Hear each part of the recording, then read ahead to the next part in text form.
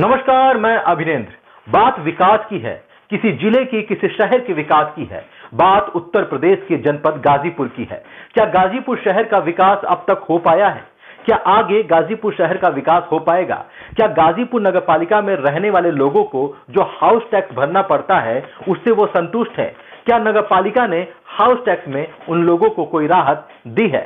तो जी हां, इस बीच बड़ी खबर आ रही है। बड़ी खबर उत्तर प्रदेश के जनपद गाजीपुर के गाजीपुर नगरपालिका से है। गाजीपुर नगरपालिका अध्यक्ष सरिता अग्रवाल ने अनाउंस किया है कि हाउस टैक्स में 50% की कटौती की जा रही है। इस बीच गाजीपुर शहर के एक होटल में प्रेस वार्ता का आयोजन किया गया। इस प्रेस वार्ता में गाजीपुर नगरपालिका अध्यक्ष के प्रतिनिधि विनोद अग्रवाल ने बताया कि गाजीपुर नगरवासियों को बड़ी राहत दी जा रही है। हाउस टैक्स में 50% की कटौती की जा रही है। जब जानकारी मिली कि स्वकर के रेट घटाने के लिए जो सरकारी गजट प्रकाशन के लिए भेजा गया था वो प्रकाशित हो गया है और सौभाग्य था कि आज सावन का पहला दिन था। इसकी खबर मिली तो हमने रात को ही आप सबको आमंत्रित किया कि कल सुबह 11:30 बजे पत्रकार वार्ता में आपके साथ चाय पीना चाहते हैं।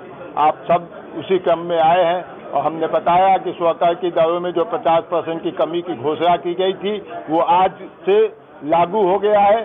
साथ ही गैर आवासीय दरों पर 6 गुना रेट कर दिया गया है 12 गुना के स्थान पर, और पहले के जो लोग टैक्स जमा कर चुके हैं उनका समायोजन भी आगामी वर्षों में किया जाएगा। इस प्रकार का सरकारी गजट पास हो गया है और आज से नगरपालिका में ये नई प्रणाली लागू हो जाएगी। जब विनोद अग्रवाल से पूछा गया कि नगरपालिका के सीमा विस्तार की क्या योजना है, किस तरह से सीमा विस्तार होगा, क्योंकि गाजीपुर शहर के नजदीक कुछ ऐसे क्षेत्र हैं जैसे रौजा का क्षेत्र है, उसमें चंदन नगर और आवास विकास जैसी कॉलोनियां हैं जो कहने को तो शहरी क्षेत्र है लेकिन कागजों पे वो ग्रामीण क्षेत्र में आती हैं, जिसकी वजह से वहां रहने वाले लोगों को काफी असुविधाओं का सामना करना पड़ता है। तो इस सवाल के जवाब में विनोद अग्रवाल ने क्या कहा, आप खुद सुनिए। पालिका सीमा विस्तार के लिए किस तरह की योजना? हमारी योजना हम पहले से ही शासन में प्रस्ताव भेज चुके हैं, जिलाधिकारी माध्यम को कह चुके हैं कि गाजीपुर का सीमा विस्तार होना चाहिए। हमारे तरफ से कोई अड़ंगा नहीं है। हम भी चाहते हैं कि गाजीपुर नगर पालिका सीमा का विस्तार हो। हम प्रशासन से भी आप चाहते हैं कि उस दिशा में आगे की कार्रवाई करें। हम उसमें कोई बाधक नहीं है। गाजीपुर शहर में जगह जगह पर आरओ प्लांट लगाए गए हैं। आरओ का पानी पीने के लिए लगाया गया है, चाहे चौराहा हो चाहे कोई मंदिर हो, बगल में एक आपको आरओ प्लांट मिल जाएगा। वहां पर आरओ का पानी पीने की सुविधा मिल जाएगी। लेकिन क्या आपको पता है ऐसे कई सारे प्लांट हैं जो खराब पड़े हुए हैं, जिसमें पानी नहीं आ रहा है। पिछले दिनों समाज सेवी दीपक उपाध्याय ने इस पर गंभीर सवाल खड़े किए थे।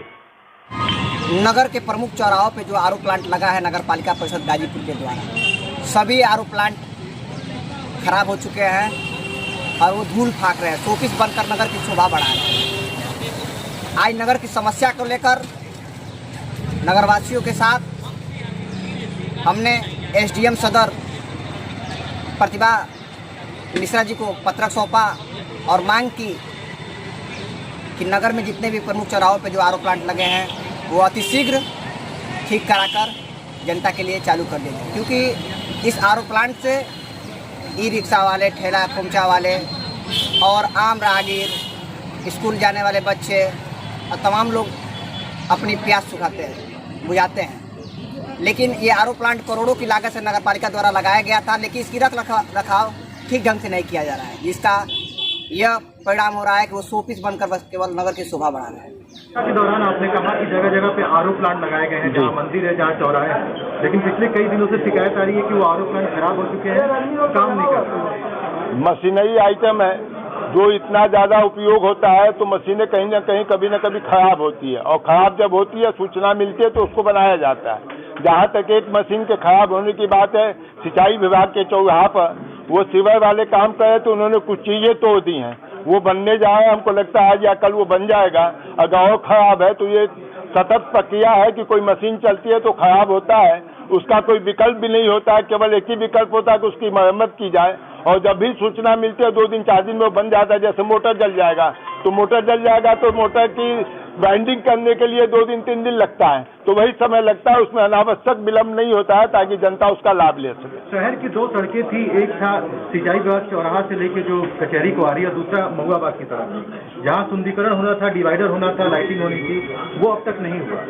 वो काम पेंडिंग है। महुआ बाग से महिला महाविद्यालय का डिवाइडर इसलिए भी नहीं हुआ है कि वहाँ पर वो सड़क बीच में खोदेंगे तो उनको समस्या उत्पन्न होगी, इसलिए वो डिवाइडर का काम नहीं हुआ है, इसीलिए वहाँ का भी काम नहीं हो पाया है। ये दोनों काम बहुत जल्दी होंगे। अन्य महत्वपूर्ण खबरों के साथ आपके बीच फिर हाजिर होंगे, तब तक के लिए धन्यवाद।